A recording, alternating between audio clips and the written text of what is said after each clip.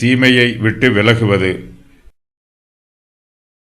தீமையை விட்டு விலகுவதே செம்மையானவர்களுக்கு சமனான பாதை. தன் நடையை கவனித்திருக்கிறவன் தன் ஆத்துமாவை காக்கிறான்.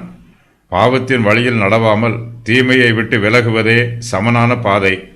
செம்மையானவர்கள் இப்படிப்பட்ட சமனான பாதையை தெரிந்தெடுத்து தீமையை விட்டு விலகி நன்மையை பற்றி கொள்கிறார்கள்.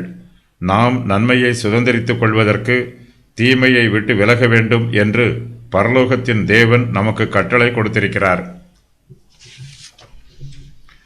தேவனுடைய நன்மையை பெற்றுக்கொள்ள விரும்புகிறவர்கள் கர்த்தருடைய வார்த்தைக்கும் அவருடைய பிரமாணத்திற்கும் கீழ்ப்படிய வேண்டும்.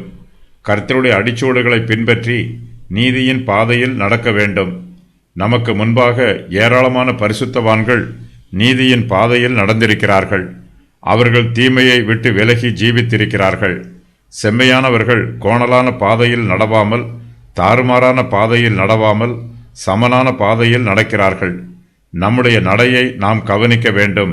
செம்மையானவர்கள் தங்களுடைய ஆத்துமாவை பாதுகாத்துக் கொள்வார்கள்.